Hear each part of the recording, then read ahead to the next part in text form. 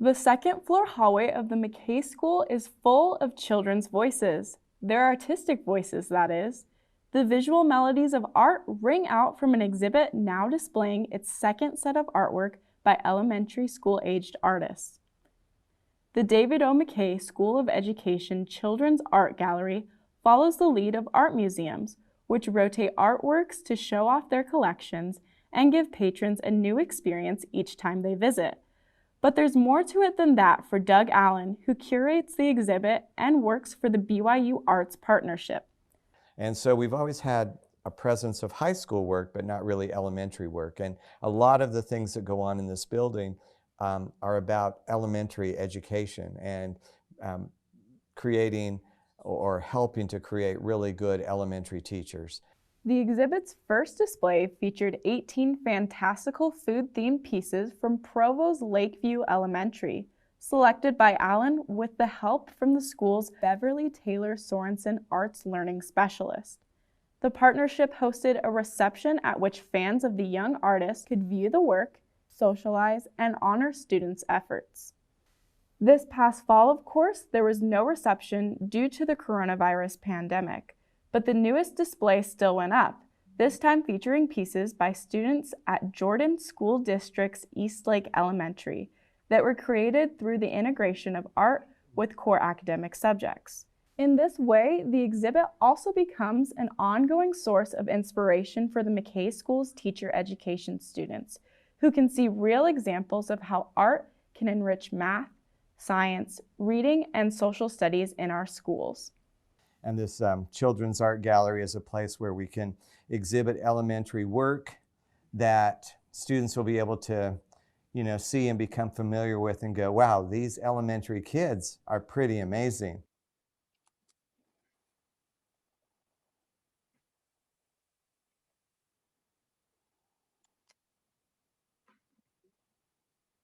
The arts I noticed in this classroom, kind of the impact it had was it had a unifying power and brought a real sense of community as they were talking with each other and learning how to collaborate. They shared with each other things that maybe they wouldn't have shared otherwise. And taking it from the core subject, like for example, the language arts was one thing. We read a book about fishing in the air, and it was this beautifully illustrated book, and the descriptive words in the book were they inspired the students to draw certain things in certain ways, but then it also fostered conversation that shared stories or shared more ideas, and I thought that was unique. I thought it really brought the school community together a lot to have the fifth graders and the kindergartners perform for each other in the same school, and they were really excited to be able to perform for each other.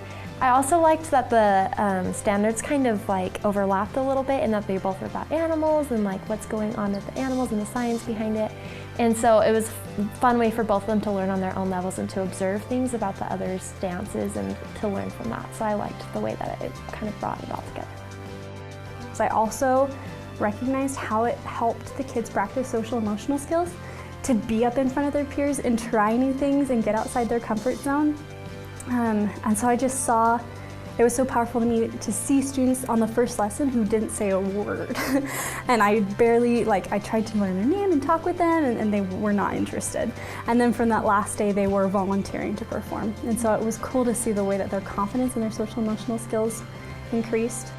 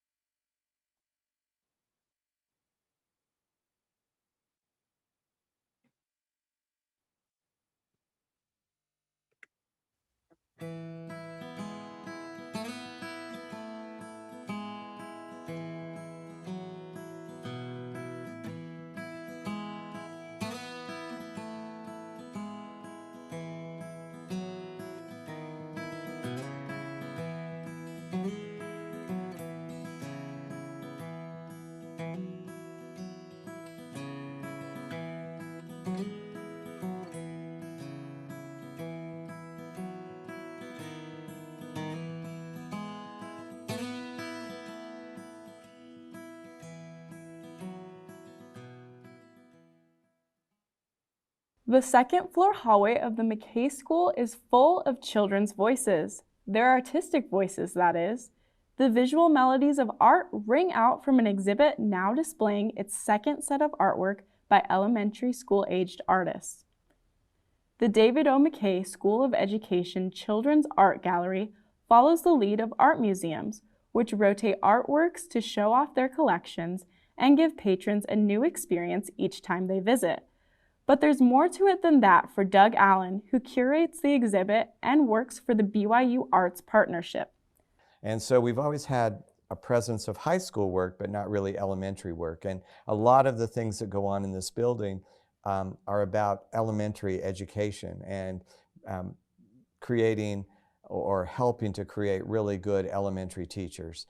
The exhibit's first display featured 18 fantastical food-themed pieces from Provo's Lakeview Elementary, selected by Allen with the help from the school's Beverly Taylor Sorensen Arts Learning Specialist. The partnership hosted a reception at which fans of the young artist could view the work, socialize, and honor students' efforts. This past fall, of course, there was no reception due to the coronavirus pandemic. But the newest display still went up, this time featuring pieces by students at Jordan School District's Eastlake Elementary that were created through the integration of art with core academic subjects. In this way, the exhibit also becomes an ongoing source of inspiration for the McKay School's teacher education students, who can see real examples of how art can enrich math, science, reading, and social studies in our schools. And this children's art gallery is a place where we can exhibit elementary work that students will be able to, see and become familiar with and go, wow, these elementary kids are pretty amazing.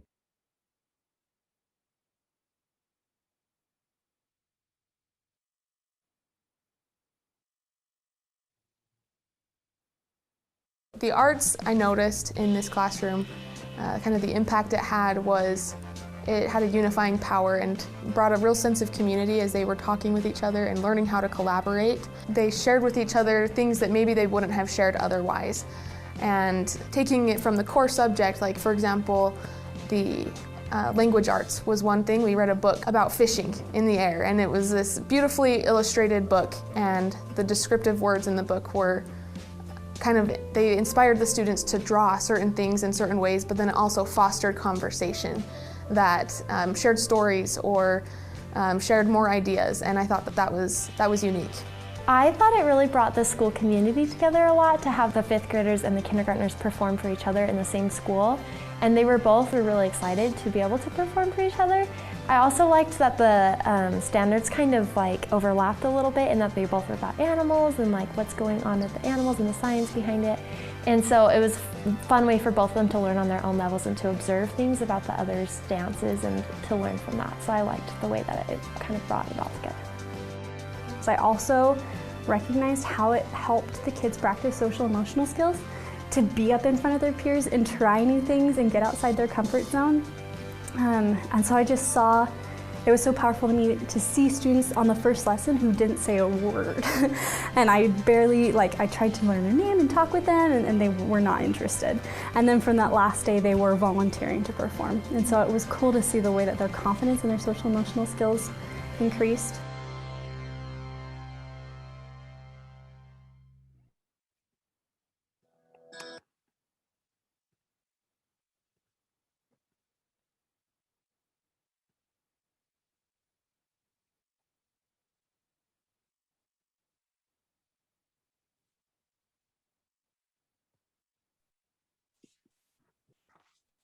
Welcome to day 2 of the Arts Express Summer Conference for Elementary Educators, where we celebrate every child and every art form. Today, I want to start with a land acknowledgement that we recognize that we live and work on the ancestral lands of the Ute, the Paiute, and the Shoshone people. We also recognize and value the diverse and vibrant Native communities who make their homes in Utah today. We seek to serve as stewards of the land, to honor our connection to all living things, past, present, and future. To accommodate all learners, I'd like to just take a minute and describe what is being seen right now on the Zoom screen. I have light brown hair, hazel eyes, and I'm working in my office that has my favorite painting by artist Cindy Clark hanging behind me. Cindy's one of our presenters at the conference, and it's a beautiful dance picture, celebratory for me of working with all of my wonderful colleagues and children in the schools to celebrate the arts. We would like to introduce, I want to first tell you about how much fun I had looking on Instagram and Facebook last night at all the stories that happened yesterday. I love the sessions that I attended, and thank you so much for promoting things. All the experiences that you're having, we are giving away lots of prizes, and there will be more prizes today. So continue telling our story and sharing your experiences with the public. We're going to spend some time this morning talking about the Arts Express conference next year. Please mark the dates on your calendar, June 7th and 8th, and join us again. Our focus for next year is on an initiative that we've been doing for about the last 3 years, the Native American Curriculum Initiative. Years ago, teachers would tell us, I just don't even dare do African dance anymore or Native American dance anymore. I always get in trouble. I don't know when I can use a headdress. I don't know what I can do that's right or appropriate. And teachers just started giving up. Well, we want to make sure teachers feel comfortable in what they're presenting to people. So we realized there was a critical need for improved conversations where we could build understanding and learn to be sensitive to what we can and can't do. So we went directly to the 8 Native American sovereign nations in Utah. And we asked them, what would you like the children of Utah to know about you? The number one answer that we got is tell them that we're still here. Oftentimes children— If you have ever— No, go ahead. Worried about teaching culturally sensitive topics or avoided certain subjects in the classroom, you are not alone. Because teachers care so much about creating safe spaces for their students, it's vital that they know how to be culturally responsible. As the BYU Arts Partnership has collaborated with Utah's 8 Native American sovereign nations, certain guiding principles have emerged that can help us embrace our own culture and that of others with greater wisdom and care. We have found that Indigenous pedagogy aligns with the arts and hands-on individualized learning. Join us next year at Arts Express Summer Conference, where we will showcase Utah's Indigenous artists and experience how we can embrace our differences and appreciate our commonalities. Together we will celebrate every child, every art, every culture.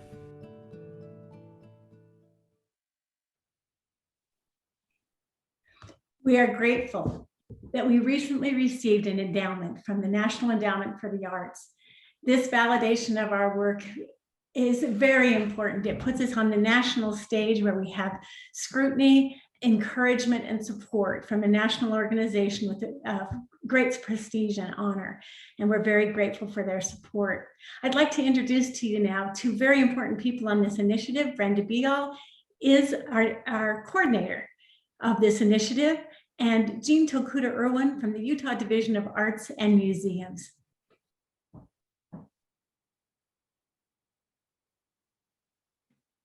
Jean, can you join us? Brenda, we'd love to hear from you. Brenda, will you unmute your volume? I'm sorry. Good Good morning, everyone. I am, my name is Brenda Bial. I am Navajo Diné. I'm born for the Salt Clan. And I have beautiful brown skin and black hair that is speckled with white hair from all of my experiences of life. And I am in my living room where I have Kachina dolls and some Native American art hanging behind me. So like the seeds we've placed in the ground this spring, our initiative has begun to flourish and take root because of the great work of many people. We are deliberate in our seeding and have chosen our miracle grow, the arts, as our fertilizer. because dance, music, drama, visual arts, media arts, and yes, literary arts naturally bring people together. Thank you if you have participated in fertilizing, cultivating, and yes, sometimes pruning. To others who are just learning about our initiative, we invite you to journey with us by helping plant seeds that will feed every child, every art, every culture. One simple way to help today is to participate in the survey that was sent out last evening. Your answers will help us to reimagine the landing page for Native American heritage resources on the Utah Education Network. Look for other ways to plant, cultivate, and fertilize through our social media outlets. And we encourage you to try our lesson plans. I look to Tatanka, Ayotanka, or Sitting Bull for the Hunkpapa people, a Lakota Sioux tribe who said, "Let us put our minds together and see what life we can make for our children." Thank you, Callie. Brenda, you can go ahead and keep your camera on, and Jean, will you join us? Hi, I'm Jean Tokuda Irwin, and I am sitting in front of an image, kind of floating of bamboo and a Japanese lacquered umbrella. I'm born and raised in Japan, and this time of the year, very much missing the rainy season. I have short gray hair and a printed warm color blouse on, and what my kids call my really funky red glasses. I can't tell you how excited I am about this Native American initiative.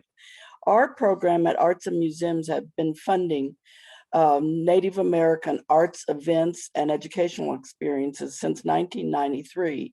And one of the bedrocks of our programming has been to build relationships with individual Native artists and community and tribal leaders. And I think one of the neatest parts of this is exactly what Brenda referred to and Callie earlier, in terms of the bedrock of this project is built on the voices of Utah's indigenous tribes. And I think that's one of the reasons why NEA appreciated us the most. I am so excited about next year's Arts Express, and Dovey Thomason, and then also, like Charlotte Blake Alston, an internationally known, beloved Lakota Sioux artist from Pennsylvania at the moment. And I watched her recently tell stories to many classes in the Provo School District, and I was stunned at how the kids just literally sat there riveted. And she, like Charlotte, can change her voice and really enrich the experience. The Arts Express is only a part of all the wonderful elements of the Native American Curriculum Initiative, along with your lesson plans and all of your online resources. And I think one of the things that the National Endowment for the Arts panelists that chose to fund this, and they only fund probably a third or to a quarter of the applications that come to them at the national level. But one of the comments that the panelists made when we asked for panel comments about why they liked BYU's grant was the potential of this Native American initiative to have local, state, and yes, national impact.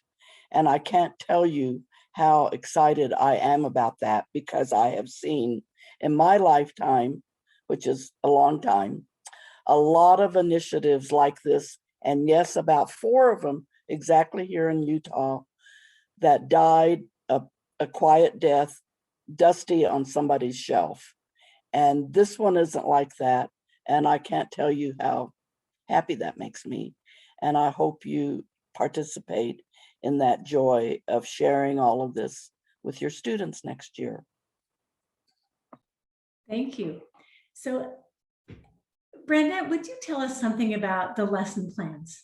Jean, why don't you keep your camera on and join us so we can have a conversation? You don't need to disappear. We may have some other thoughts to interject. So Brenda, tell us is there an experience from teaching these lesson plans or a specific moment in the lesson plans? These lesson plans that we've developed actually have the tribal stamp of approval on them. Do you have a story you can share with us, Brenda? I could share so many stories, but I'll share the latest story that we have. We are developing hoop dance lessons, which a lot of people have hoop dancers come into their schools, but we wanted to build lesson plans through the arts that would help children dive deeper into the meaning and the sacredness, and also the contributions that hoop dance makes, to their lives and to lives in general. And we started out and we met with a group of hoop dancers, and from there we developed lessons. But I think the story that I wanted to tell was we just presented our lessons yesterday, or two of the lessons, to a group of people, and Patrick Willey came on, who is a fantastic hoop dancer, a world champion. He always placed in the top 10 in the world championships at the Heard Museum in Phoenix for hoop dancing.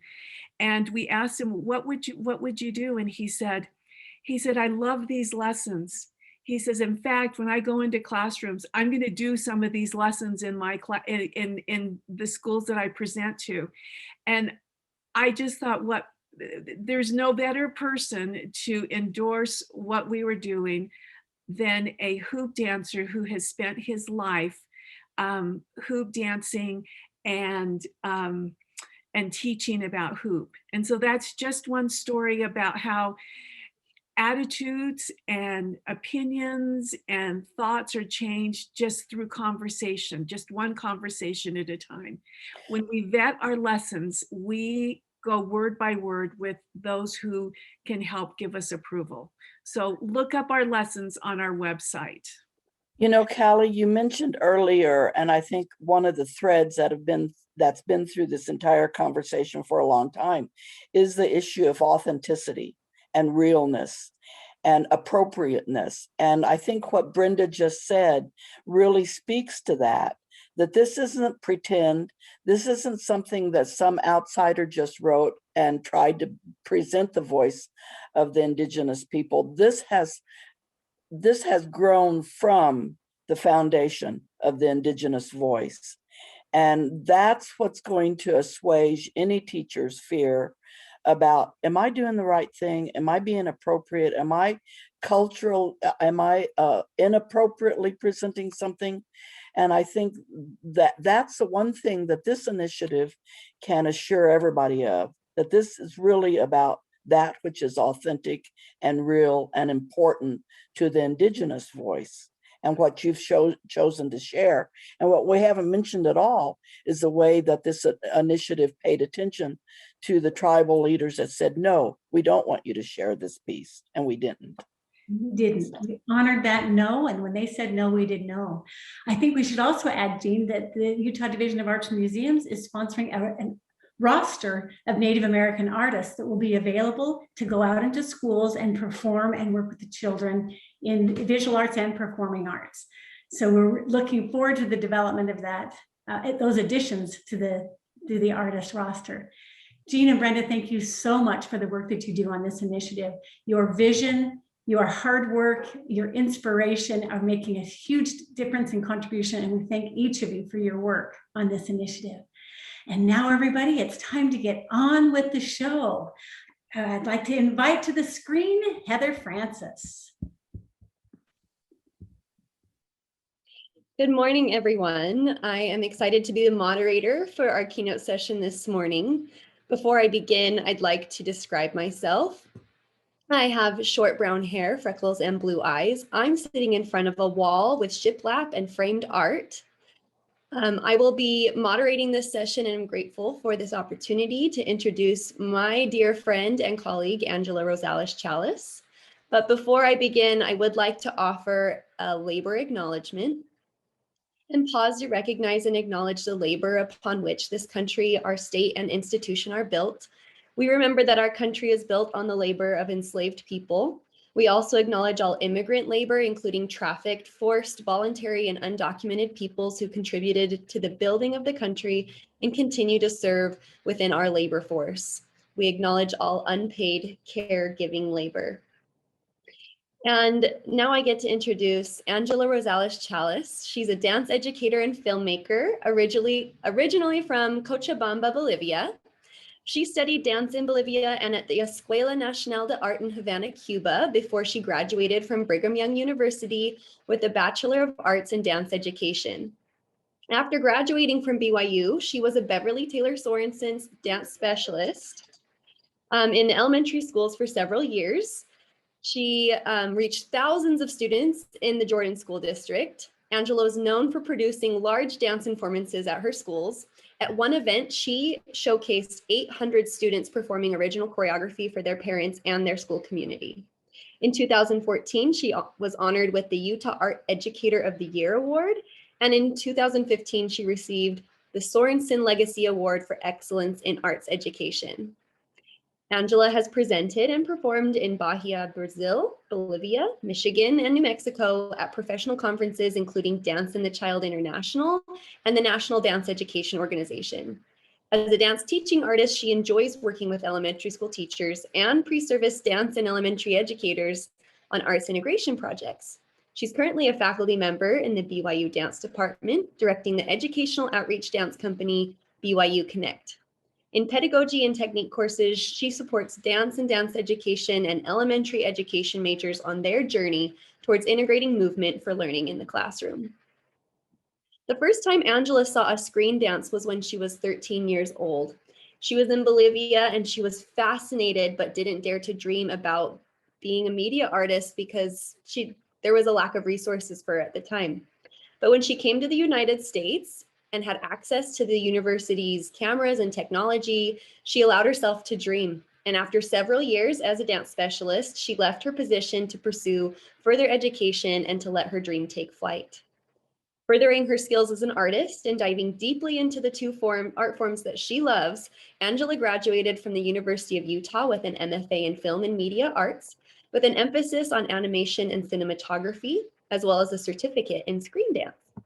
Her films have been screened in many states in the United States, as well as Mexico, India, Argentina, Budapest, Greece, Bolivia, Scotland, Portugal, and Canada. I want to add to that list, Angela. They've been screened in my home. We love them. Thank you so much. I'm pretty sure I should be on that list. So her films have won awards from Audience Choice Award, First Place, and Best of Fest. And she recently received the honor of Best Cinematographer at the Utah Film Awards, and she won the Golden Fox Award from the Calcutta International Film Festival. Angela has two passions, dance and film, and she strongly believes in the power of the arts. Welcome, Angela.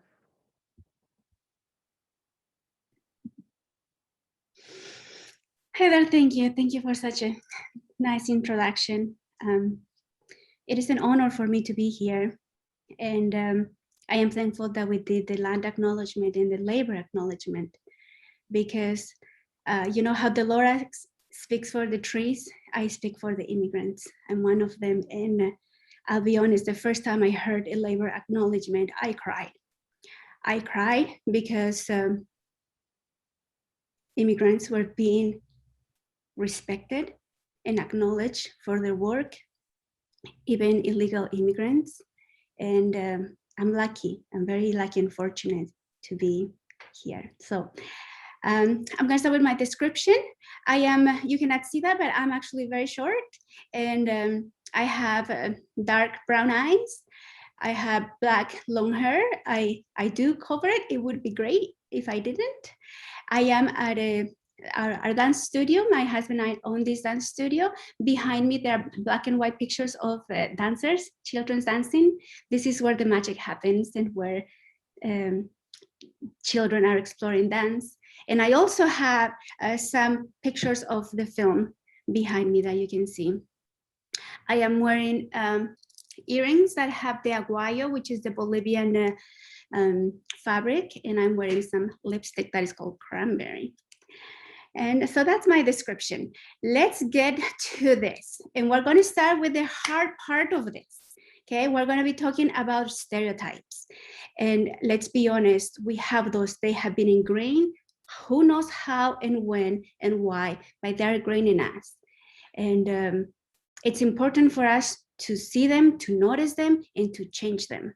So I'm going to start with this pictures. So these are two of our dancers in Samskara. This one is Josh, and he does the break dancing. And this is Jamaica, and he does capoeira from Brazil. And I want you to think about elementary school teachers. If these boys walked into your classroom when they were in 3rd grade, what would you have expected out of them? What would you think their future would be like? So let me tell you, Jamaica, he goes all over the world teaching capoeira. And he's a role model for so many. And Josh, he has a studio in Utah, and he's supporting the hip hop and urban dance community for years. And that is his lifelong quest to support it. These are both role models. Would you have thought about them as role models when they were in 3rd grade? Now I have these other two pictures. This is our little clogger dancer, and this is our Samoan dancer. Now the same. If you see these girls in your classroom, do you think, oh, they're good in math, they're good at reading, what are their likes, what are their dislikes? Are you assuming things when you see them? I hope not. And if you are, recognize it and delete it from your mind. So I'm going to talk about some microaggressions that happened in my history in the United States as I came to this country. And these are my experiences. If you compare them to somebody else, there's no way to compare, because some people go through a lot worse than we have, but my worst is my worst and I own it. So first I'm going to start with this ugly coat. So this is what I call now my food stamps coat. And I do my best work at 2 in the morning. I went to Smith's. At 2 in the morning. I had my hair in a bun, no makeup at all. I probably had greasy hair because, yeah, sometimes I do have greasy hair. And I did buy a lot of food because I don't like shopping. And I bought a lot of food. My cart was full of things.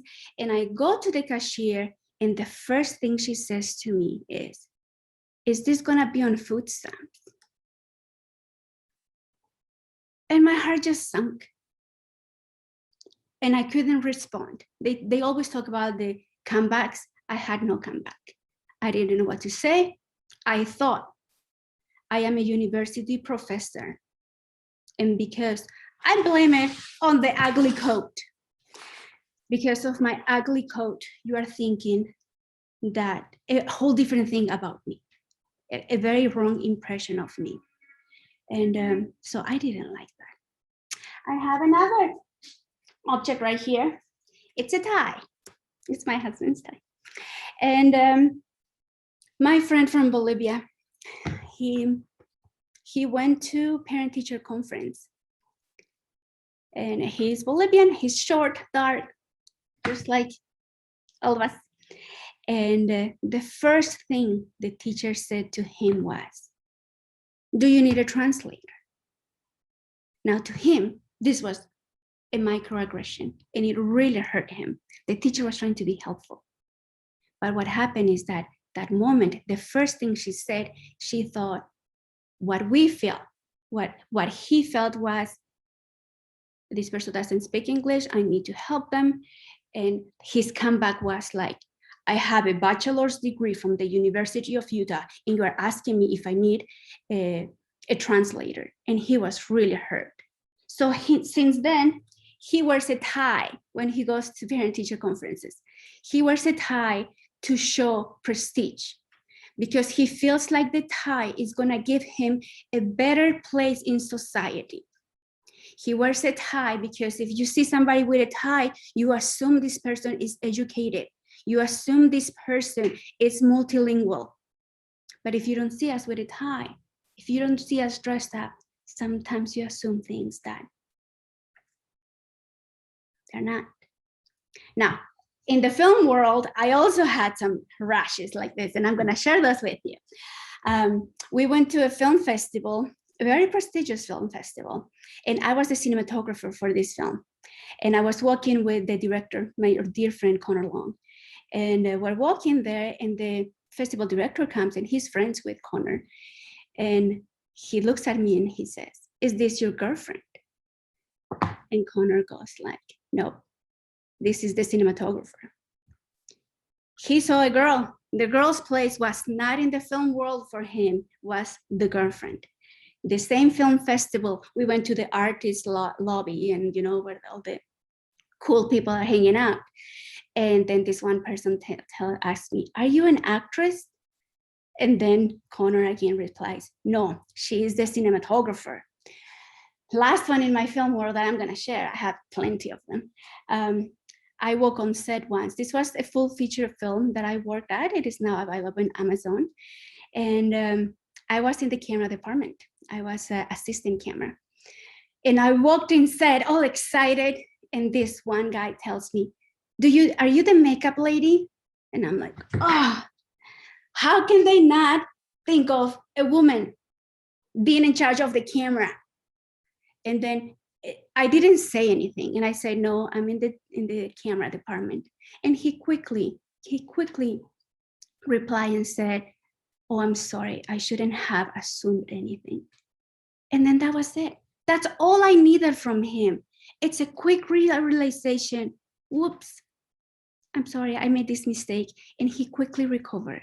And we're very good friends as today, because I was hurt quickly, but he fixed it quickly.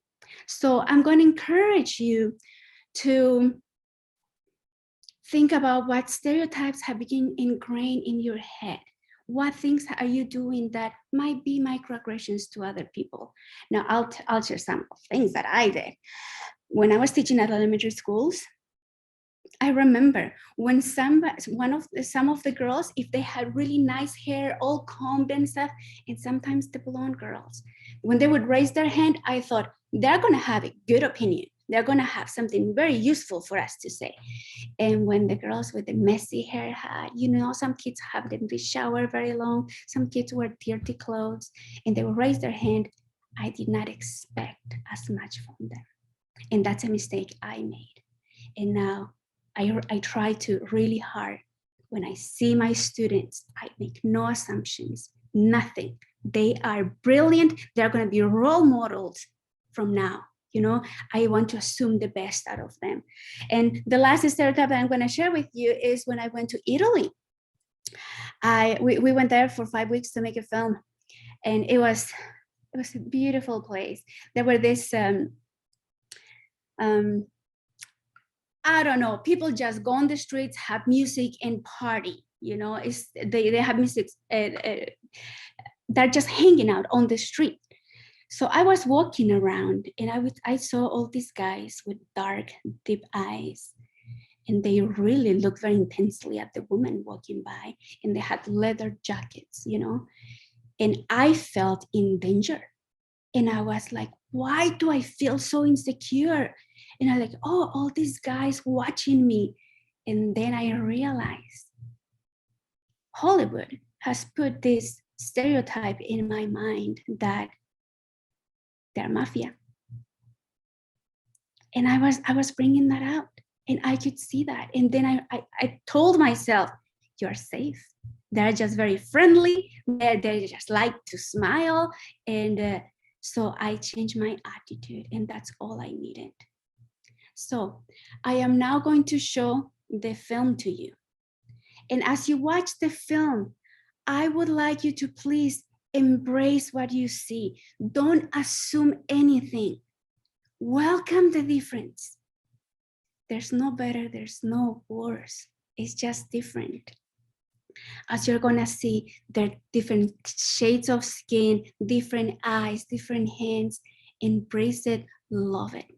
Okay, so here I'm going to share our film now, and it is called Samskara. 善意将人类聚集在了一起。 Compasión. Jina langu Kiwinyo manidaji ya kumida. Hamidawi yabi, magaksi cha magi yabi, for pekek tana kondagui chawaye. でここで撮影したのも大変嬉しく思っております。ありがとうございます。 Silva Tiviano Lijuki. I believe that humanity comes together with the strength of our shared experiences.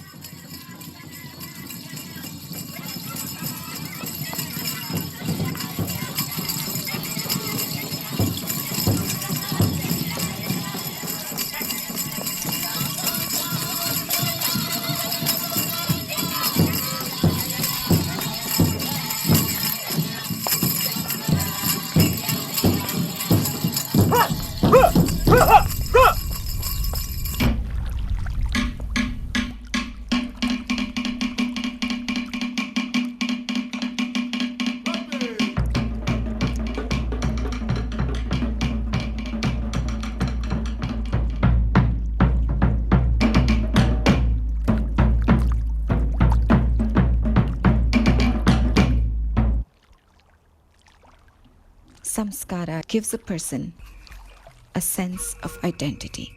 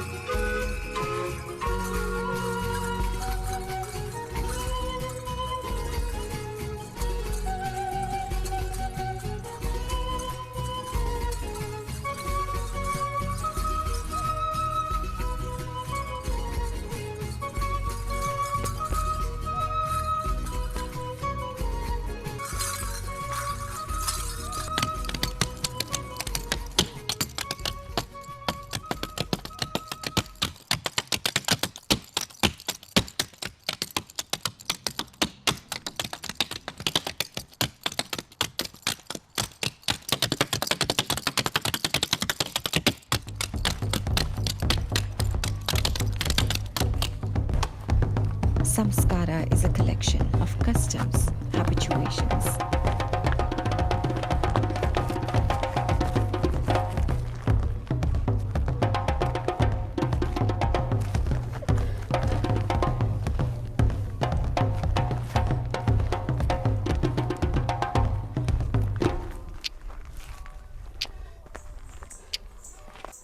When we are able to view another as just another extension of oneself.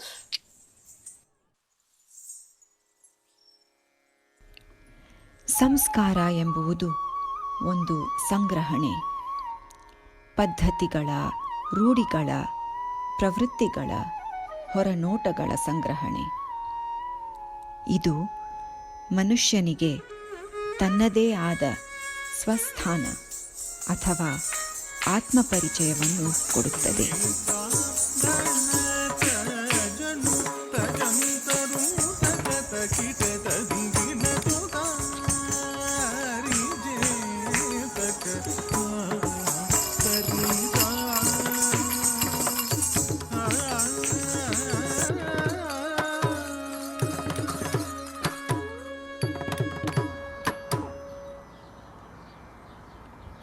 Compasión, amor y amistad.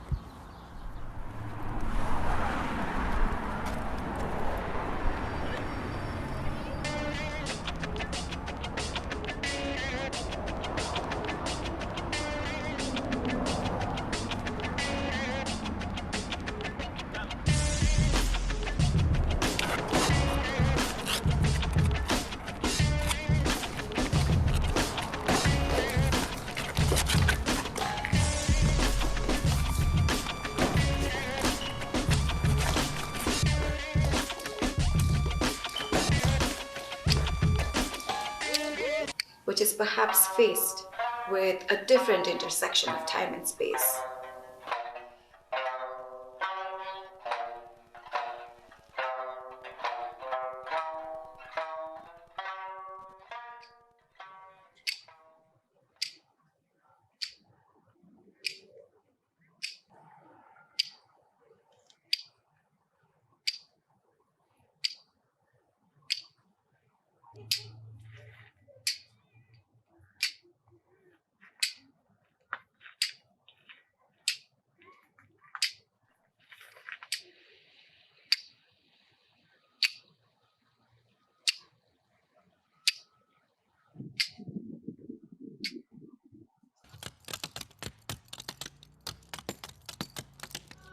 Art, it's dance, it's philosophy, but we cannot forget love.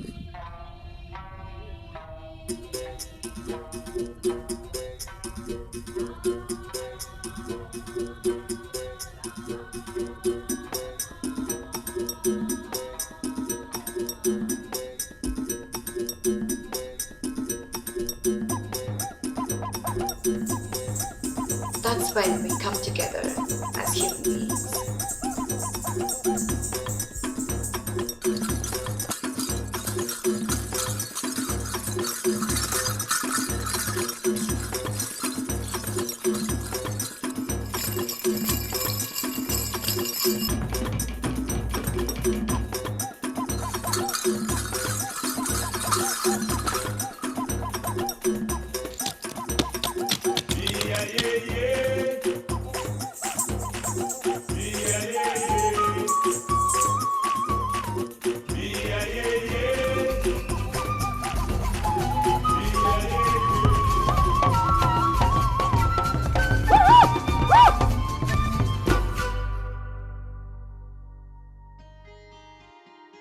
Hamidawiabi, Magaxicha Magiabi. I believe that emotional connection brings humanity together.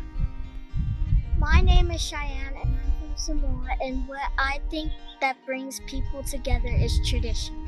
My name is Presley Fuchs and I'm from the United States, and I believe that dance brings people together. Hello everybody, I'm Jamaica. I'm from Bahia, Brazil, and live in Salt Lake City. What I think that brings people together is art. Soy Sebastian Forbes de Bolivia, and what brings humanity together is family unity. Jina langu naitwa Wimbawazi Dorofina. What brings us together is laughter. Peace. My name is Joshua Perkins, and I think communication brings us together. I'm Jyotsna Sainath. I'm a Bharatanatyam dancer who was born and raised in Bangalore, India. I believe that humanity comes together with the strength of our shared experiences. Hola, soy Ángela Rosales Challis de Bolivia. I am the director and co-creator of Samskara. What brings humanity together is compassion, love, and friendship. I'm Connor Long, and I'm the co-creator of Samskara. I'm an American, and I think what brings humanity together is humor and laughter. My name is Heather Francis, and I'm from the United States of America. I'm a casting director and producer. I believe that humanity comes together through celebrating life and mourning death. I'm Chelsea Alley. I'm American. On this film, I served as a producer and as a director's assistant. I believe that what brings humanity together is art, innovation, and creativity. Ciao, mani sauc Valters Mirkš, es esmu no Latvijas. I was the director of photography on this project, and I think what brings humanity together is empathy. 大家好，我名字叫曾淑静 and I was the PA and also the BTS recorder for this crew, and I think kindness brings humanity together. My name is Chad Challis. I'm from the United States. I was the boom operator for Samskara. I believe what brings humanity together is expression and understanding. I'm Hannah Weber from the United States, and I'm the editor of the film. Humanity, to me, means being kind to your neighbor and contributing to your community. Meu nome é Eduardo Aires, eu sou colorista no filme Samskara. Eu sou originalmente do Brasil, and I think what brings people together is food, you know. My name is Elizabeth Lowe. I was GRIP in Samskara, and I'm American. What it brings humanity together is the fact that we can all make these beautiful images together.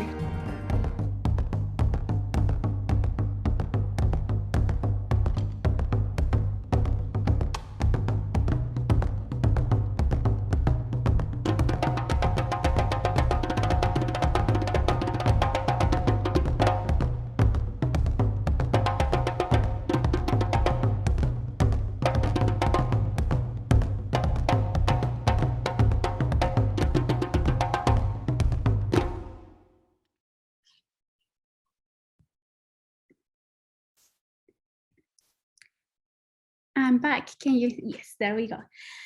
I would like to use the chat feature now. And if you can please type, what do you think brings humanity together? What are you thinking? What are you feeling? What did this film speak to you? Tell us, what do you think brings humanity together? And as we are typing those things up, I would like to tell you why we decided to put the crew there. As we finished the film, I realized I was objectifying the dancers. I didn't give them a voice. And so we decided to make the end credits that they introduce themselves. It's not just a name that you see on the screen, but you see their face, you hear them talking. And then I thought, the crew is always behind the scenes, you know, and you don't get to see who they are and what they're thinking. So that's why we have this very long credits giving voice to the people that was the talent, what we call it, and the crew. So Heather, can you read to us what the chat is saying? I would love to.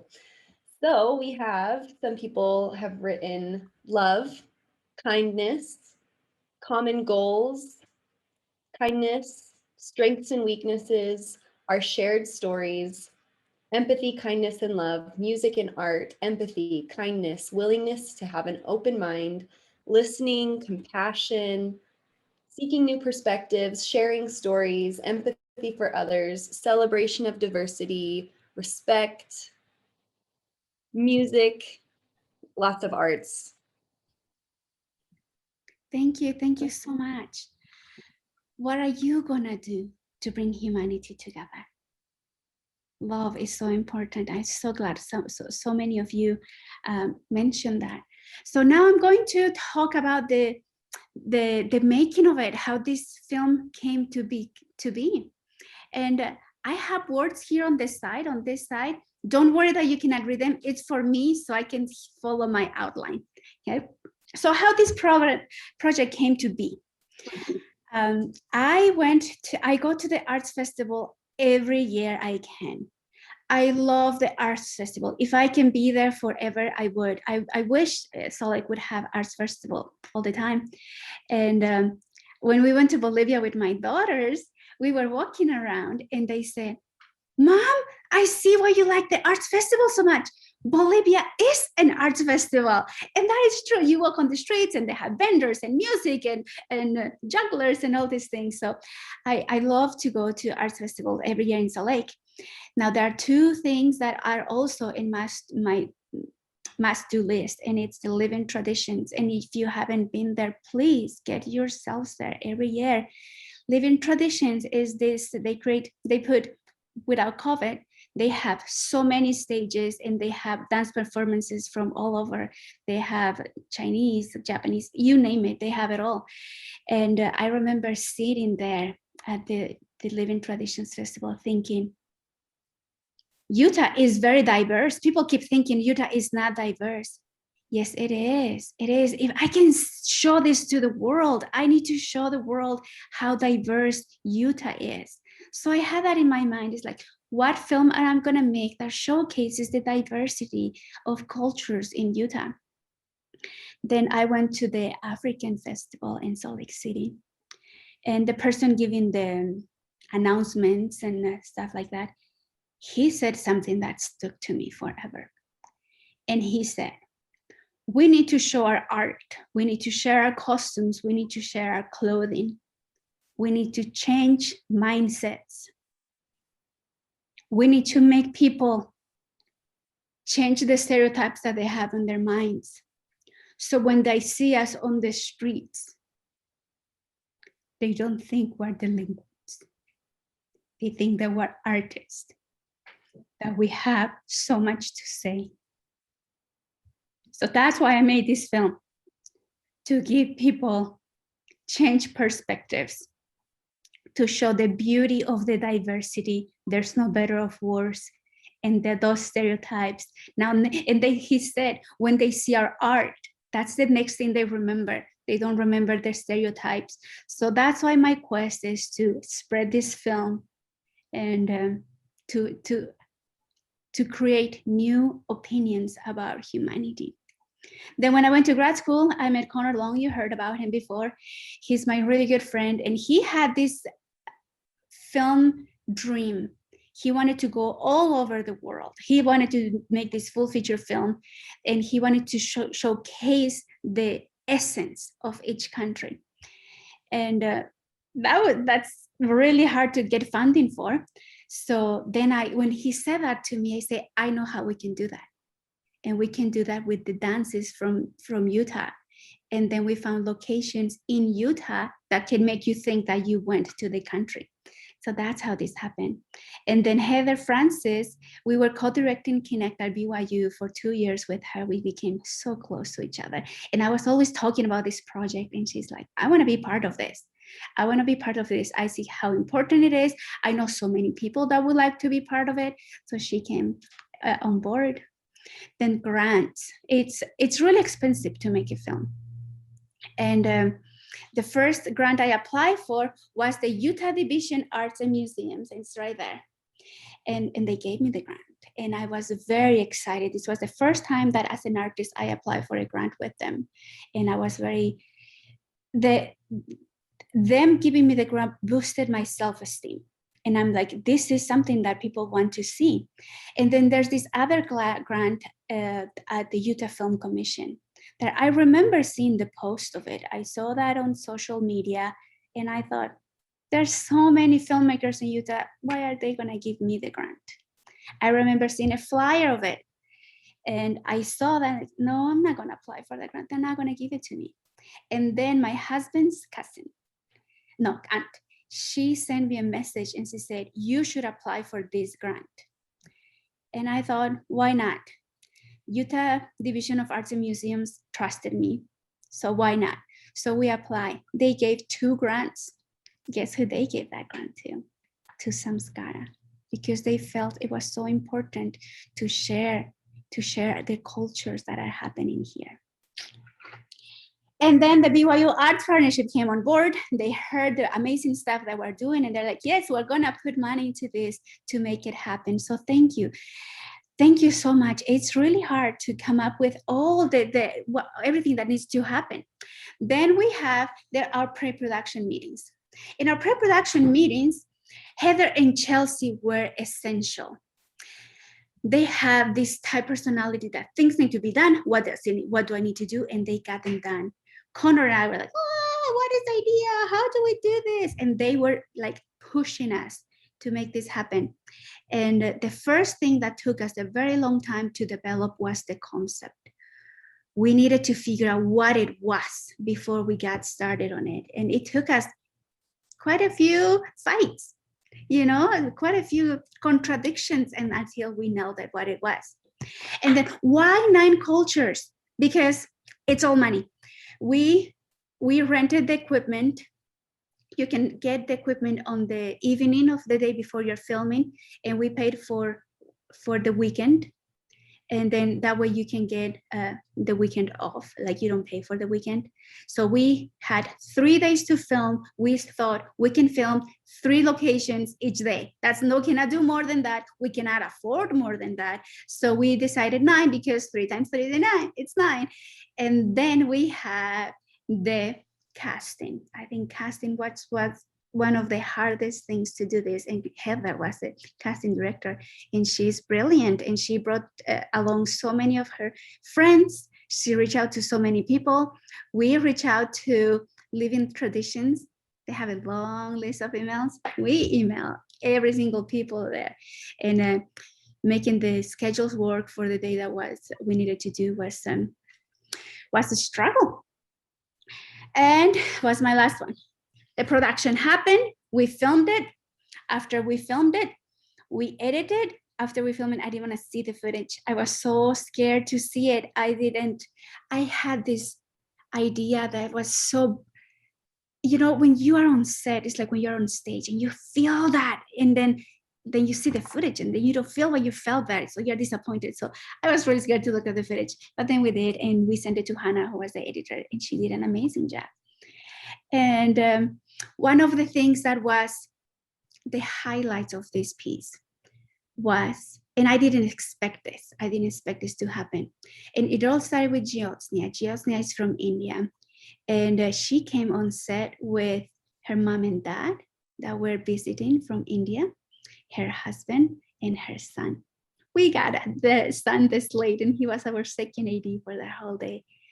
And that night I realized that this is bigger than what we thought, and how proud these people were to show their culture, to show their identity, to show and showcase who they are. And then another thing that happened, there's our clogger dancer, Presley, and her mom, the support of the mom, it's incredible how hard everybody works for them to develop their talents and support them. Then here's Cheyenne, our little Samoan dancer, and her family came. So there's the mom, the sister, the other sister, and the baby. So all these people came. Now let me tell you something about casting with Cheyenne. And this was, I think everybody that was in this film was meant to be in there, and we don't know the ways.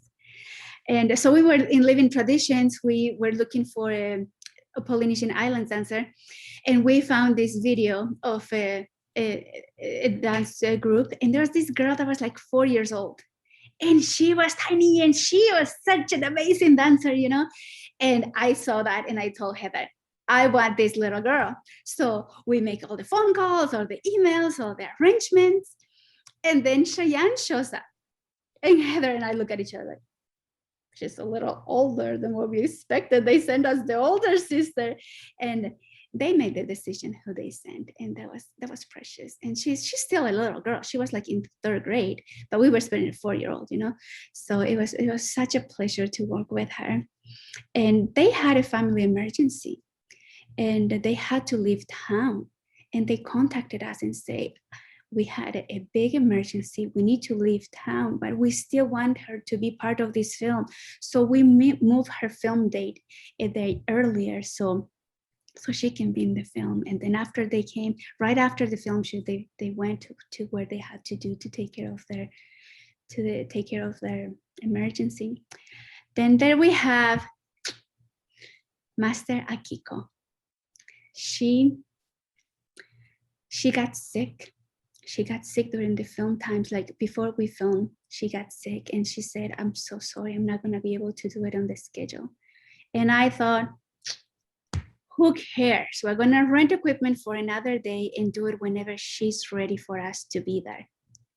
And we did. We filmed her by herself on a day, and it was just so peaceful and empowering to have her there. I did want the array of ages, because cultural dancers or traditional dances are not just for the girls at the studio that they take dance classes.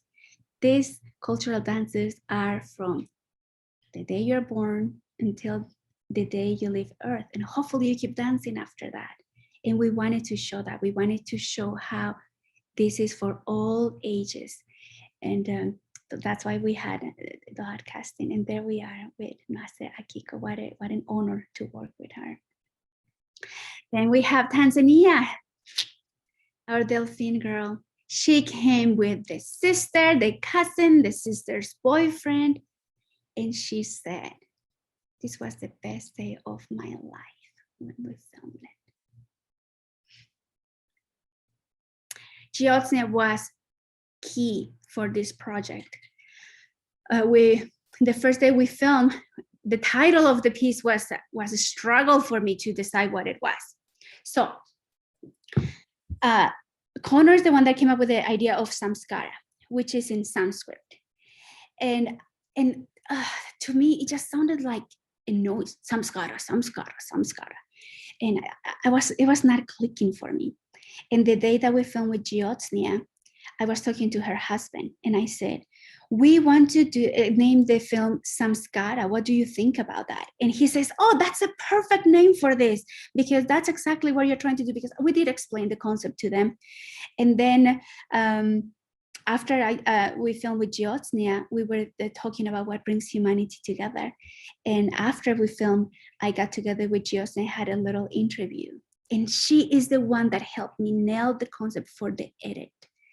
And she said, Samskara, it's strength in our shared experiences. Your experience, my experience, gives us strength, gives us power. It's not you on your own, it's not me on my own, it's us. I love this phrase, extension of oneself. And you can see that in the film, how they pass something to the other and the other receives it. I love this concept. You are an extension of me and I am an extension of you, because you exist, because you are here today in this conference. You're making me better. Thank you. Thank you that you are extending yourself to me and to us, to all these people that are participating here. Collection of costumes and habituations. I have my collection, you have your collection, and we bring that to the table and we respect it and we embrace it and we love it. It gives us a sense of identity. Now, the shared experiences, the extension of each other, makes me realize this is me. Thank you for helping me realize who I am, because you are, because you exist. And this happens in different intersections of time and space. Now, this sentence was key for us, because then that helped me decide the sound in the film. We're gonna put this music when this other dancer is happening, then these flashes of the other dancer, because this existence is being influenced by all these other things that are happening.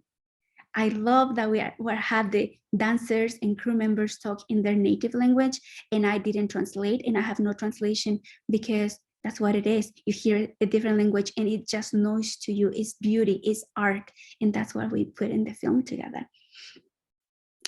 And then we had our screening. Our private screening was November 23rd. The day I came up with a concept of in the Living Legends, I thought this is gonna be key for the film. We had our screening, and at our screening, we laugh and we cry and we brought people together. I always thought, how's it gonna be to bring all these cultures? Because let's be honest, cultures stay with their own. We don't mingle too much. We don't mingle a lot. So I'm like, this is the time for us to mingle. And I'm gonna share some pictures of the screening. So here's the table that we had. Every dancer, we made a poster for each dancer and they took it home with them. We made posters that we signed and we gave that to them. And here it is. Here is, I'm gonna stop sharing my video that you can see. This is Joseph Ramster, and he is the Native American dancer. And he's for the Tahota tribe. And that's his family there. Now talk about allies. Jean Arwen is right there, and Kali Flox is right there, ready to witness. I want you to look at this audience and see, tell me what you see, what you perceive. Please put in the chat, what do you see of these people? What color are they? Who are they? So this picture means so much to me. This is Oliver, this is Heather's son. He was born in the middle of it. He came on set so many times and he was part of it. And there he is, witnessing. There's my husband and my sister-in-law. There's my Bolivian lady on the back. There's Cheyenne farther back and Jean right there. These are the Japanese musicians. They get together every Saturday and they practice their music. It was such a joy to meet them, to go with them and share with them. Oh, they welcomed me in their space. Here's our Samoan family. There's Cheyenne's mother. There's a little Cheyenne. There's Chelsea. She guided us with her strength and her wisdom. Masea Kiko. What a beautiful soul she is. What's funny about Presley is that she had a cheerleader competition and she was gonna come really close to the screen and she said, do I need to change? And like, forget it, just go like that because that's who you are. And there we are. He shares so many personal things about his art. And there's Heather, another leader in this film, such a key person in this film. We made Cheyenne talk. She was very embarrassed. There's a behind the scenes camera person, Chan Yu. BYU people there supporting us. There's my daughter. Here we are. So many people from so many backgrounds. My 12-year-old daughter said my favorite thing about this screening was to see everybody sitting out there. We saw the difference. We see physically how different we are, but we are together, our souls united. We came together for this one project. Art brought us together. Here's our audience. Look at all these diverse backgrounds. There's a very well-known filmmaker right there.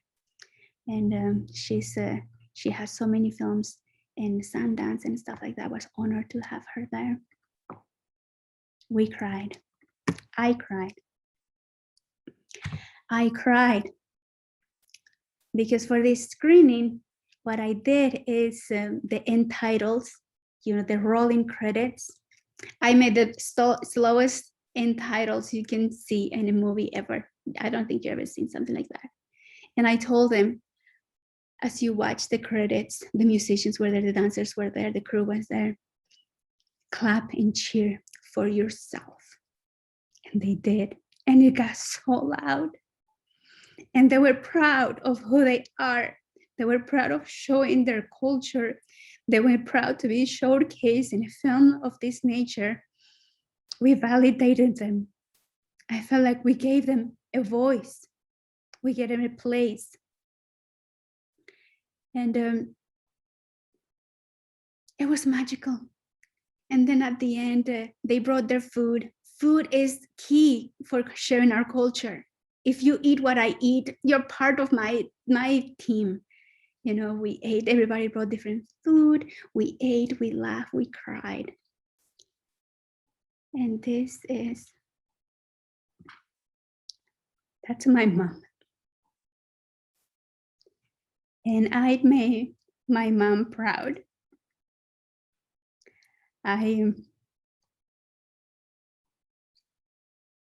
It's really hard to be an immigrant. I'm gonna be very honest. It's really hard. And for her to see me become something that we never imagined I would be, it's very special. There's my mom right there. And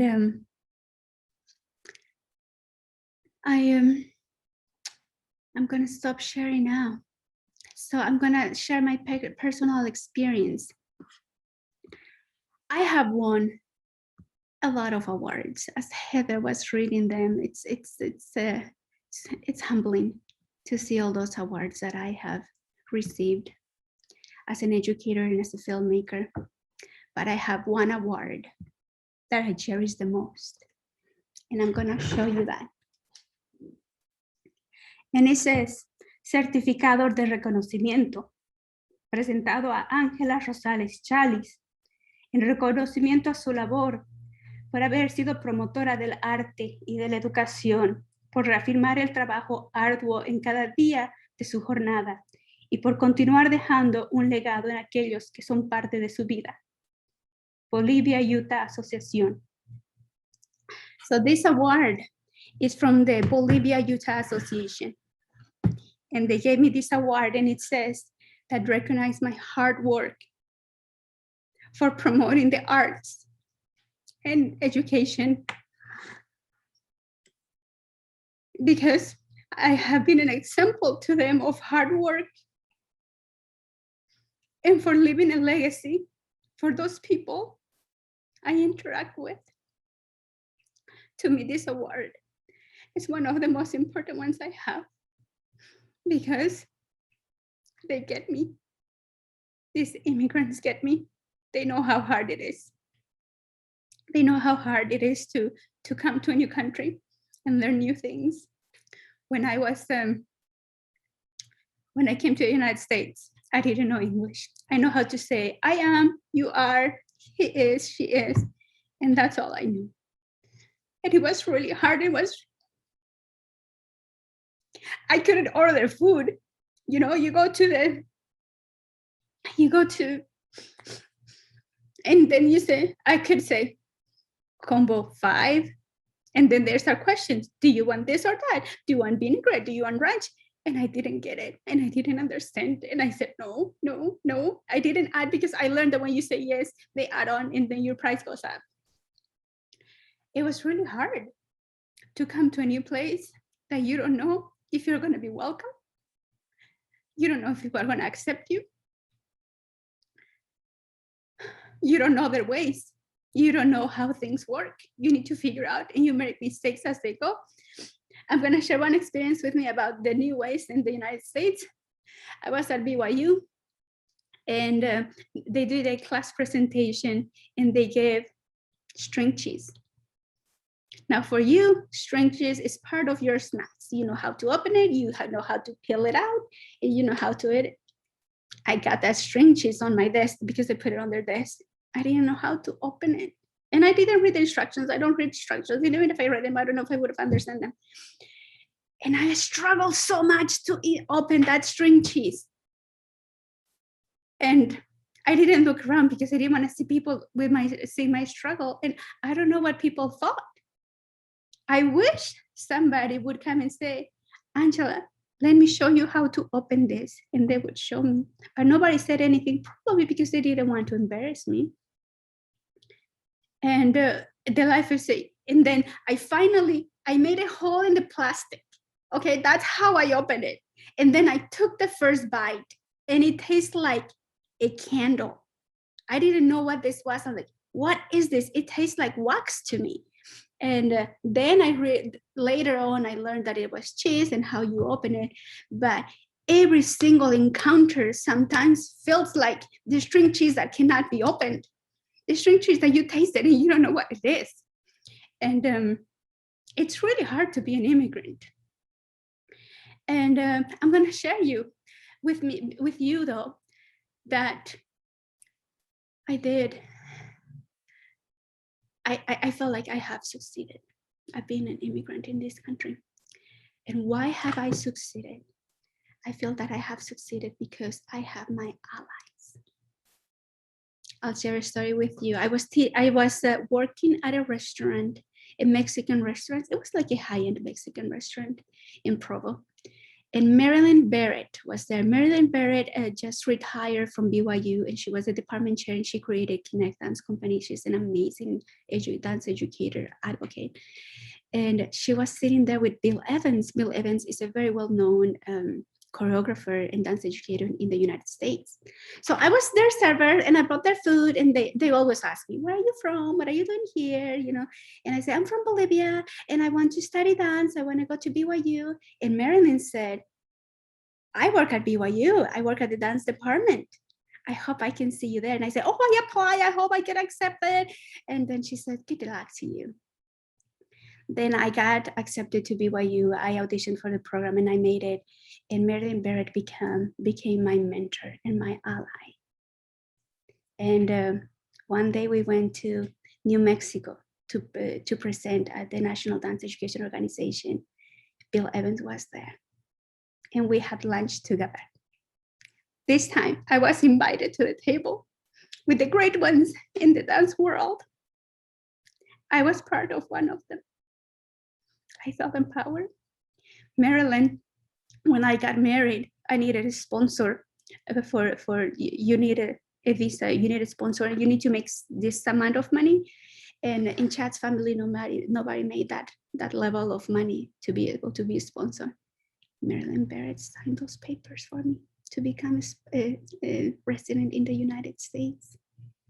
Now, as soon as I graduated from BYU, Cali Vlogs gave me a job with my broken English. And I was mentored to elementary school teachers. She trusted me. She saw beyond. Later on, Doug Allen was the district arts coordinator at the Jordan School District. He and Kevin Pullen hired me to be the dance specialist at Jordan School District. They trusted me. They gave me the job. And then they said, what do you need? How can I help you? They helped me succeed. At the University of Utah, Kevin Hansen, the department chair, he's like, what do you need? How can I help you? I wanted to go to Bolivia and make some films there. And he said, you should take your camera from the department. And I told him, you know, that camera might not make it back, because it could happen. I could be filming and that somebody's going to come by and just snatch that camera out and there's nothing I can do.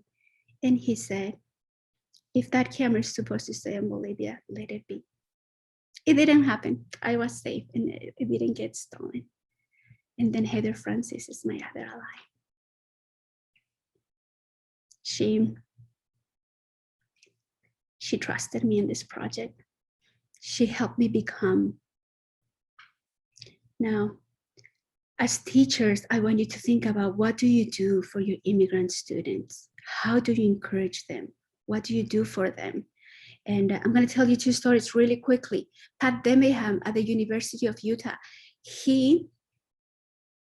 I wrote a paper and then he gave it back to me and he said, Angela, I'm sorry.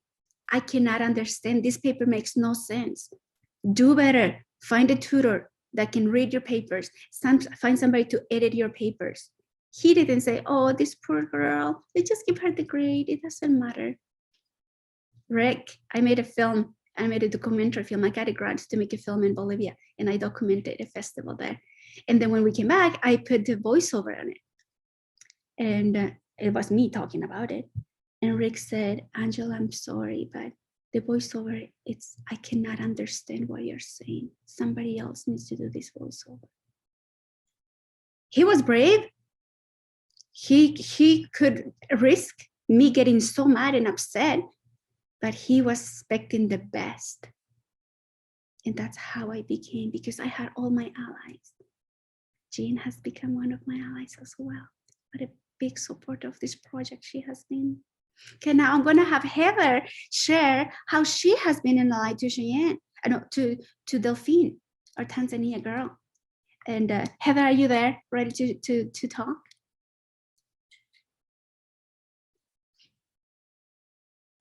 Yes, I'm here. Okay, go for it. Well, thanks, Angela. I am excited to tell you all a little more about Delphine. So Delphine was my student at Granite Park Junior High in the Granite School District. She joined my Dance 1 class as part of just her elective credit. And man, this girl could move. I don't know that I've had a student with a more supple, articulate, expressive spine than Delphine. She was just a delight to have in class. She progressed in the dance program at Granite Park Junior High, and I encouraged her because I was just in awe with her physical skill and her talent, and I could tell she loved dance class. So she auditioned for the dance company, and that's where we got to work together more. And I encouraged her to do her own choreography. Now, Delphine was just always so modest, so humble, and so shy. But at the same time, she's a performer and she loves to move. And I could tell she did have some confidence and knowledge of her skill inside herself, but she'd be the kind of student that Like you'd turn around and she'd do something amazing, but the moment you looked at her, she'd be like, oh, I didn't do anything, and stop. And, oh no, I can't do that. So when I say, Delphine, you should choreograph a dance for our spring concert, she'd say, no, I don't want to do that. No, I can't do that. I can't do that. And then she'd come back the next week with a friend and have like 3 minutes of choreography done. And I'd be like, see, look, you can do it. She's like, oh, no. Like she could never just say, yes, I want to do that. And so developing a close relationship with her, I learned that I had to push her, that even though she would always say no, she would decide to act as if she said yes. But her words never quite matched. So when I was working with Angela on this project and helping with casting the members of the film, I knew I wanted Delphine to represent her country and her experiences. And like it says in the film, she was born in Tanzania, but raised in a refugee camp in Burundi, and then immigrated to the United States. So she actually has a very multifaceted, diverse cultural background and experience. So she had just finished graduating high school. She continued in the dance program at Cottonwood High School with Angela Gagliardi Campos for 3 years. I loved returning every year to see her perform on the stage. Again, her supple spine, her expressivity, her length, like, oh man, if it was another time and place, I think Alvin Ailey would have picked her right up. And, but when I asked her to do this film, she said, I can't do that. Same pattern, 6 years later, I can't do that, but I knew she would love it. And like Angela said, she said it was the best day of her life. And it was one of the best days of my life because this was the first time I got to meet more of Delphine's family. I had taught her brother as well, and he was a real charmer and really great to have in class. Also loved to dance, loved to move. But she brought her sister and her cousin and her sister's boyfriend, and we went to Target and picked out all these outfits, and we were like trying them on in the parking lot before the photo shoot. And her sister was just makeup artist, fashion designer. She was perfect to have. And her sister's brother was this amazing dancer, and he did the same thing Delphine did. Every time I turned around, he'd start dancing when I wasn't watching, but when I had turned my attention to him, he's like, oh no, I don't dance. No. But in dance studios and with cameras, you can capture when people are actually dancing. So but in the film, Delphine was dancing on the lake, the shores of the Great Salt Lake, and she didn't have quite the right footwear to protect her feet. And I was wearing my own pair of Chacos that day, and I said, here, you can wear mine. And it was such an honor that they fit her, that she wore them and that she danced in them, because participating in this project, I got to step and walk in her shoes, and she danced in mine. So that's my story with Delphine. Thank you so much. Now I'm gonna share that picture with you, and give me 1 second.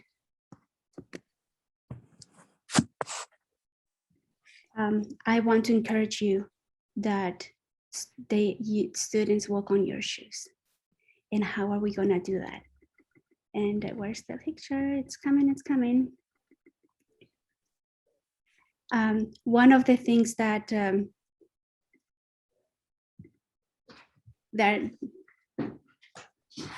there it is. There's the picture of Delphine walking on her shoes. Now, I have my 2 dolls, okay? And these are true stories. So this one we're gonna call, I'm gonna give her a fake name, Tanya. Both of them, their moms are from Bolivia, their dads are American.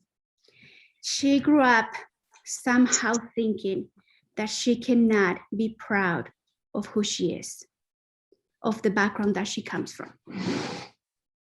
And when mom would come pick her up at school, she would say, the maid is here to pick me up. When friends would come to play at home, she would say, that's the maid. She was embarrassed of her own mom.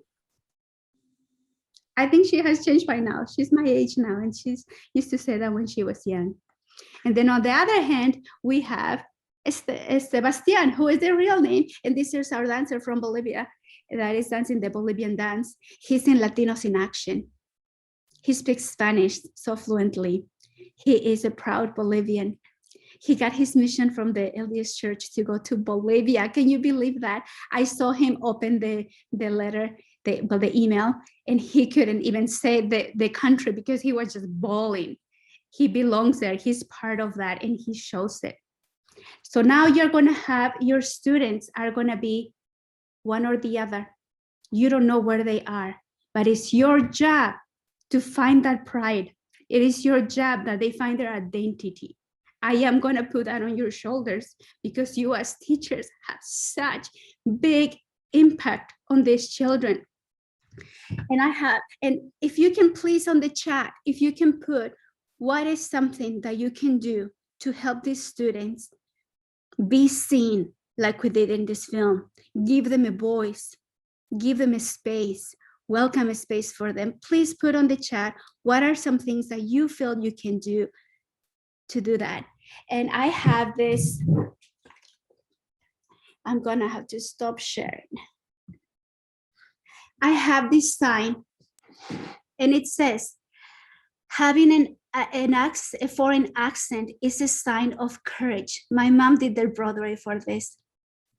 Now, I did not feel this way when I came to the United States. When I came to the United States, I wish I could turn off my accent so people wouldn't assume things about me, that they wouldn't think that I'm not smart, that I don't have anything to contribute. And I wanted to erase that. And I saw that quote and it changed my perspective. It changed my perspective because I thought, yes, it is a sign of courage that I have come to this place, leaving everything behind to try something new. And I want people to see that. So I'm gonna hold it here and I would like you to take a screenshot of it. If you can please take a screenshot of it and in your own way, put that in your classroom. Tell the students, I am proud of where you come from. You need to be proud of grandma and grandpa that have broken English. I'm the Lorax of the immigrants. This is important work.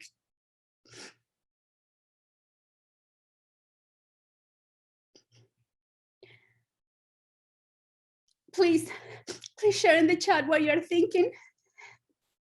Join our lesson, our breakout session with Heather today. We're sharing a Bolivian lesson plan and a Japanese lesson plan. We're going to talk about ideas how to help your students be seen.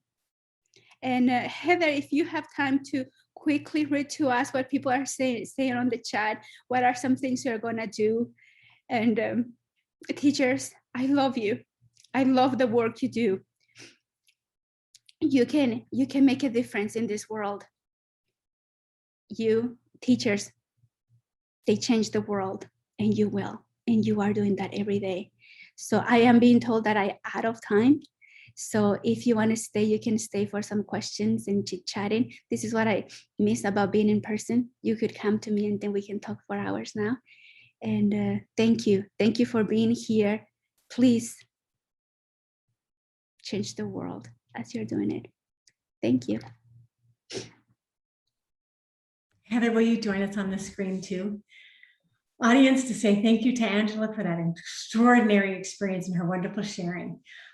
Angela is a dancer, as is Heather, as am I. I'd like to invite each of you to make a shape with your body that honors your culture and who you are. So make your shape number 1. And the next shape is a culture that you saw in the Samskara film. Make a shape from the dance. And for your third shape, a shape of gratitude, telling Angela how much we appreciate her energy, her spirit, her gifts. Thank you, Angela. Everyone have a very nice day. I hope Arts Express is a wonderful, nourishing experience for you, and we'll see you next year, or we'll see you on Instagram and Facebook. Thanks very much. You can stick around. We'll leave the room open, and those of you who have questions can stick around and visit. But you are free to go to your next sessions.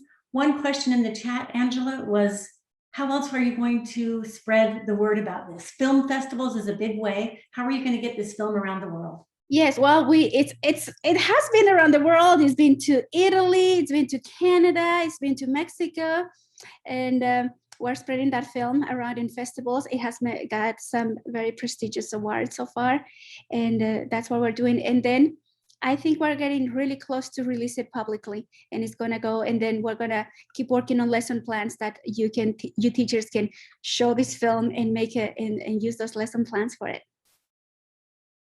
Okay. And I'm seeing thank yous in the chat and no more questions. So we'll let people add their thank yous and encourage people to move on to their next sessions. You're going to need a break so you can get to your workshop at 10 o'clock. Thank you. Thank you so much. Angela will save the chat so you can read all these wonderful comments. Thank you. So James, let's not close the room right now. We'll need to make sure we pull those chats. Heather, can you help with that?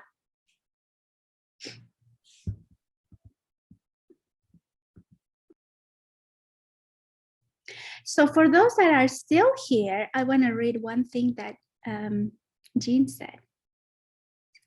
She was handed over for Cracker Jacks when I came to America. I had no clue what it was.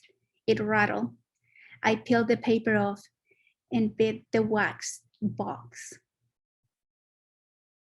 Much to my pointed finger laughed to everybody. We make a lot of mistakes as we come. Please be kind. Please show us the ways. James, do you want to say something?